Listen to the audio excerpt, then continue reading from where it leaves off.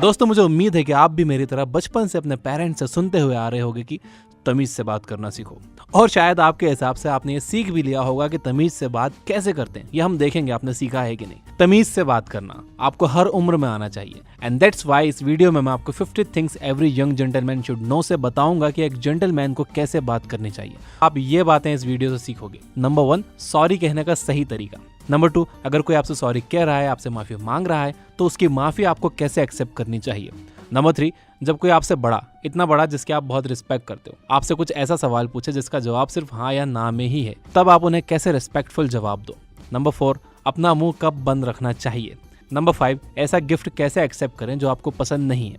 Number 6, ऐसा gift कैसे accept करें जो आपको पसंद है। नंबर 7, सेल फोन को इस्तेमाल करने का तमीज। नंबर 8, किसी जगह या किसी पार्टी में आप बोर हो रहे हो, कोई आपसे बात करने वाला नहीं है, आपका दिलवान नहीं लग रहा है, तब क्या करना चाहिए। तो शुरुआत करते हैं पहले पॉइंट से, सॉरी कहने का सही तरीका। हम सभी से गलतियां हो जाती हैं, ऐसे में माफी मांगना ये दिखाता है कि आप अपनी गलती मानते हो। एक जेंटलमैन हमेशा कम से कम गलती करने की कोशिश करता है, साथ ही वो एक गलती को 2 बार कभी नहीं दोहराता। उससे गलती हो भी जाती है तो वो माफी मांग लेता है, सॉरी बोल देता है। लेकिन सॉरी बोलने का सही तरीका क्या है? अच्छे से माफी मांगने का मतलब अफसोस के साथ माफी मांगना है। अगर आप सिर्फ अच्छा बनने के लिए, अपनी इमेज अच्छी बनाने के लिए माफी मांग रहे हो, आपको अंदर से कोई अफसोस नहीं है, तो ये माफी मांगने का सही तरीका नहीं है।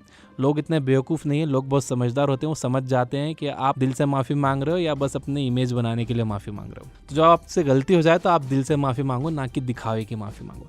आपको सिर्फ आई एम सॉरी नहीं बोलना चाहिए। अगर आपसे गलती हुई है तो आप उस गलती को मानते हुए माफ़ी मांगिए।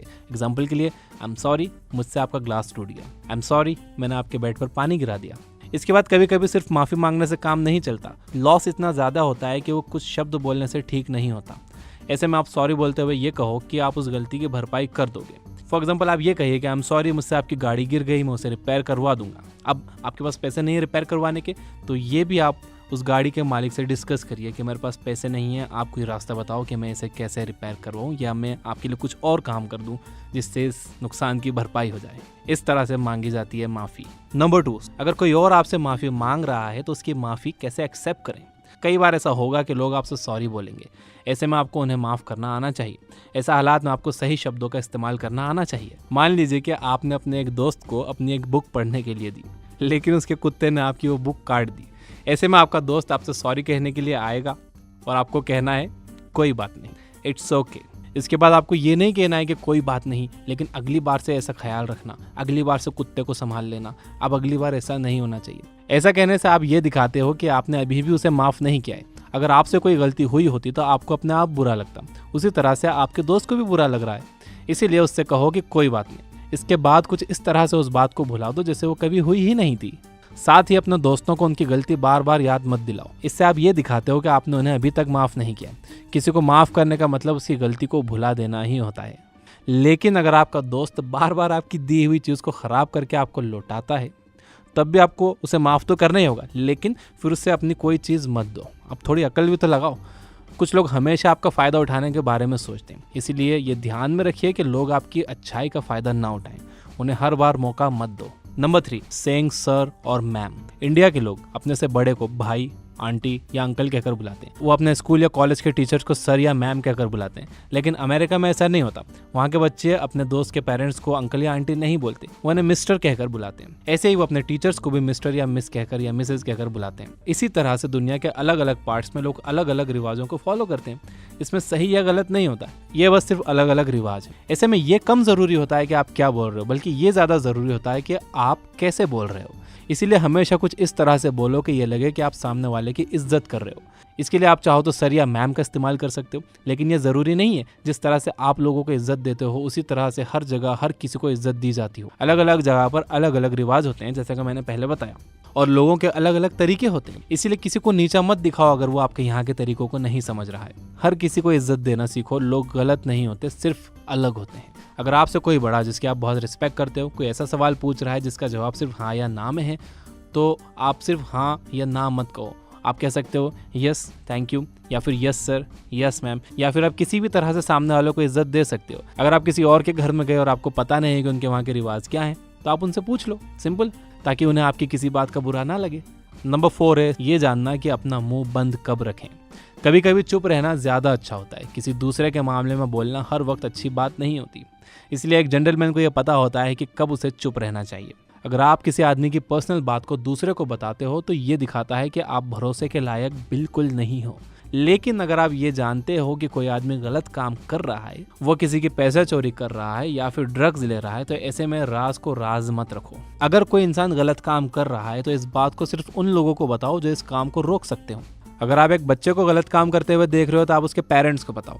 अगर किसी बड़े आदमी को गलत काम करते हुए देख रहे हो तो आप पुलिस को बताओ। फालतू की अफवाह कभी मत फैलाओ। किसी की भी गलत बात को किसी ऐसे इंसान को मत बताओ जो उसे जानकर कुछ नहीं कर सकता।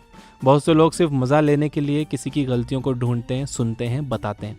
ऐसा करना अच्छी बात नहीं है। अगर आप किसी एक पार्टी में हो और आपको लग रहा है कि आपके एक दूसरे फ्रेंड को इन्विटेशन नहीं दिया गया है तो आप उस फ्रेंड को मत बताओ। ऐसा करने से उस फ्रेंड को बुरा लग सकता है। ऐसे ही बहुत सारे हालात में आपके कुछ बोलने से सामने वाले को बुरा लग सकता है। इसलिए आप बोलने से पहले 2 बार सोचो कि आपको उस हालात में बोलना चाहिए या नहीं। नंबर 5, ऐसे गिफ्ट कैसे एक्सेप्ट करें जो आपको पसंद नहीं है। बहुत बार आपको कुछ ऐसे गिफ्ट मिलेंगे जो आपको बिल्कुल अच्छे नहीं लगेंगे। शायद कोई आपके बर्थडे के दिन आपके लिए एक हिस्ट्री की बुक ले आए या फिर आपके लिए एक ऐसा वीडियो गेम ले आए जो आपके पास पहले से हो। ऐसे में बहुत से लोग कुछ इस तरह से रिएक्ट करते हैं, क्या सोचकर तुमने मेरे लिए हिस्ट्री की बुक खरीदी? हाँ। या फिर वो कहते हैं, अरे ये तो मेरे पास पहले से था। लेकिन ऐसा करके आप सामने वालों को एक तरह से ये बता रहे हो कि उनकी मेहनत बेकार गई।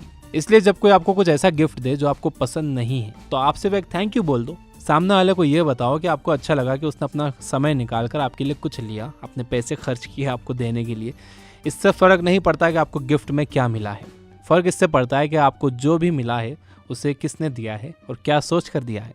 लोगों के इमोशंस को समझिए। वो गिफ्ट एक इमोशन है। इसके बाद किसी भी गिफ्ट को उसकी कीमत से मत देखो। ये ज़रूरी नहीं है कि किसी गिफ्ट के वैल्यूएबल होने के लिए उसकी कीमत को ज़्यादा होना चाहिए। साथ ही अगर कोई आपको गिफ्ट दे रहा है तो उससे ये मत कहो, अरे शर्मा जी इसकी क्या ज़रूरत थी, बल्कि उससे थैंक यू कहकर एक्सेप्ट कर लो। यही है एक जेंटलमैन की क्वालिटी। नंबर 6 है, ऐसे गिफ्ट कैसे एक्सेप्ट करें जो आपको पसंद है। तो अगर आपकी किस्मत अच्छी हुई तो आपको कुछ ऐसे लोग भी मिल जाएंगे जो आपको वो गिफ्ट ला कर देंगे जो आपको सच में पसंद आएगा। हो सकता है कि वो आदमी सच में आपकी पसंद और नापसंद को समझता हो और उसका गिफ्ट देखकर आपका दिल खुश हो गया हो। ऐसे में आप जैसे ही उसका गिफ्ट देखो उसे थैंक यू कहो।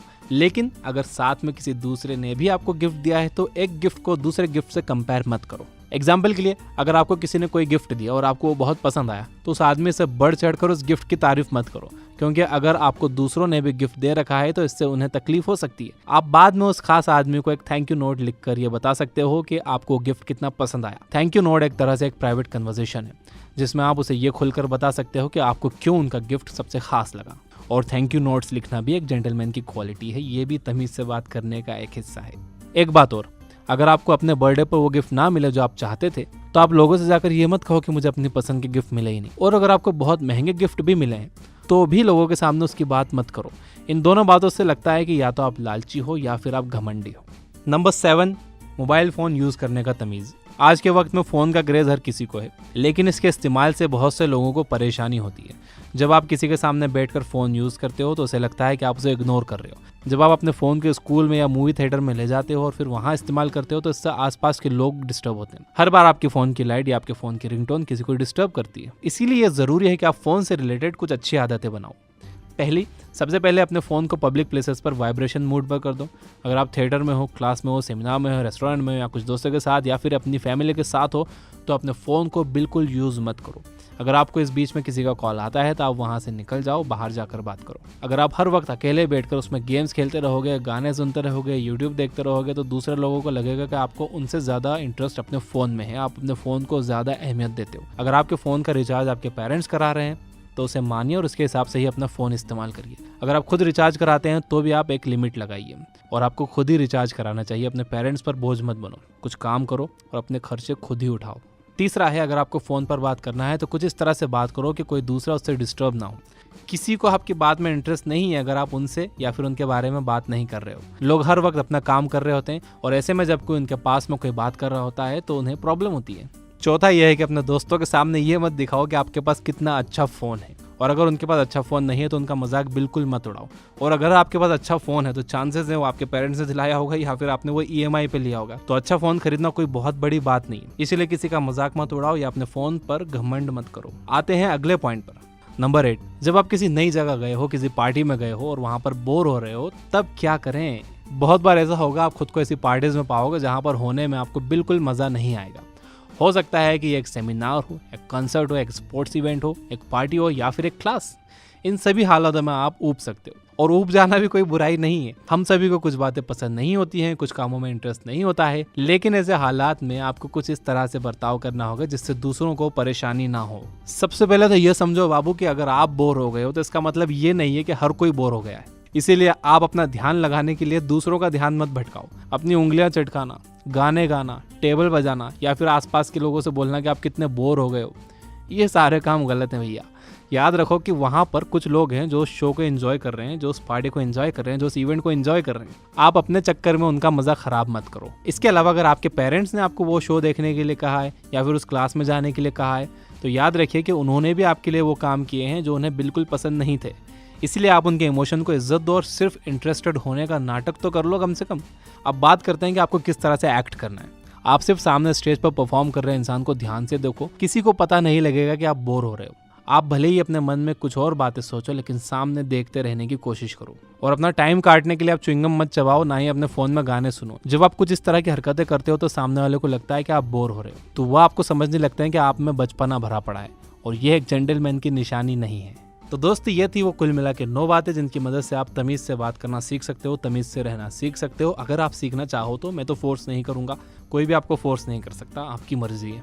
और देखो, आप जितना ज़्यादा अपने माइंड को अच्छी बातों से भरोगे, आप भी उतने अच्छे इंसान बनोगे, उसे अगर अप्लाई करोगे तो अगर आप फेमस बुक से अच्छी बातें पढ़ना और सुनना चाहते हो तो आप डाउनलोड करो ये बुक ऐप, जहाँ पर हमने अपलोड कर रखी है सैकड़ों बुक्स की समरीज हिंदी में, ऑडियो और टेक्स्ट फॉर्म में, जिस पर हम डेली एक बुक समरी फ्री में देते हैं और हर महीने 15 से 20 न्यू समरीज ऐड करते हैं। और अगर आप एक प्रीमियम मेंबर बनते हो, जो कि सिर्फ 999 रुपए 1 साल के लिए देकर बना जा सकता है, तो आप ना सिर्फ वो डेली एक जो समरी फ्री में मिल रही वो, उसके अलावा आप ऐप पर जितनी भी समरीज हैं आप पढ़ सकते हो, सुन सकते हो, ऑफलाइन डाउनलोड कर सकते हो। अब मैं आपको इस वीडियो को एक बार समराइज कर देता हूँ, लेकिन उससे पहले आप ये वीडियो लाइक करके मुझे बताओ कि इसमें बताई गई बातें आपको पसंद आई हैं। ठीक है, लाइक करो। तो चलिए समराइज करते हैं। नंबर 1, सॉरी कहने का सही तरीका। सिर्फ सॉरी मत कहो, बल्कि उसके साथ आपने जो हरकत की है वो भी अटैच कर दो। आई एम सॉरी, मुझसे आपका ग्लास टूट गया। आई एम सॉरी, मुझसे ये हो गया, मुझसे वो हो गया।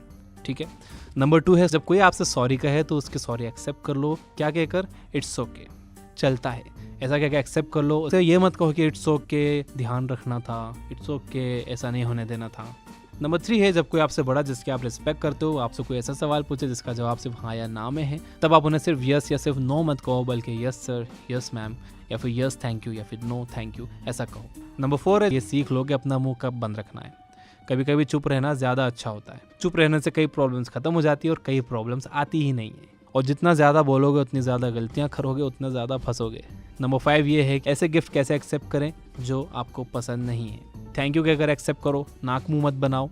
नंबर 6 है, जो गिफ्ट आपको पसंद है उसे कैसे एक्सेप्ट करें, उसे भी थैंक यू कहकर एक्सेप्ट करो। ओवर एक्साइटेड मत हो जाओ, बहुत ज़्यादा बढ़ चढ़कर तारीफ मत करो। नंबर 7 है, सेल फोन यूज़ करने के तमीज़। इसमें भी मैंने आपको 4 पॉइंट्स बताए हैं। पहला यह है कि आप पब्लिक प्लेसेस पे अपने फ़ोन को वाइब्रेशन मोड पे रखिए। दूसरा यह है कि अपने फ़ोन को एक लिमिट में यूज़ करो। तीसरा यह है कि अगर आपको अपने फ़ोन पर बात करना है तो कुछ इस तरह से बात करो जिससे दूसरे उससे डिस्टर्ब ना हो। नंबर 4 था कि अपने दोस्तों के सामने ये मत दिखाओ कि आपके पास कितना अच्छा फ़ोन है। ठीक है, EMI पे ही लिया है, कोई बहुत बड़ा काम नहीं कर दिया है। नंबर 8 है, जब आप किसी ऐसी जगह पर हो जहाँ आप बोर हो रहे हो तो वहाँ पर टेबल मत बजाओ, वहाँ पर उंगलियाँ मत चटकाओ, वहाँ पर लोगों से बोलो मत कि मैं बोर हो रहा हूँ। बस उस प्रोग्राम पर ध्यान दो। ठीक है, नहीं तो उन्हें लगेगा कि आप में बहुत बचपना भरा पड़ा हुआ है, आप में बिल्कुल भी सीरियसनेस नहीं है। तो ये थी वो 9 बातें। अगर आप एक पेरेंट हो तो इसे अपने बच्चे को दिखाओ, उस नालायक को अभी फॉरवर्ड करो। और अगर आप एक पेरेंट नहीं हो तो आप खुद सीखो, मैं भी सीख रहा हूँ, आप भी सीखो, हम सब मिलकर सीखेंगे। Finally, you guys are amazing. Keep reading, keep learning, keep growing. Thank you for watching.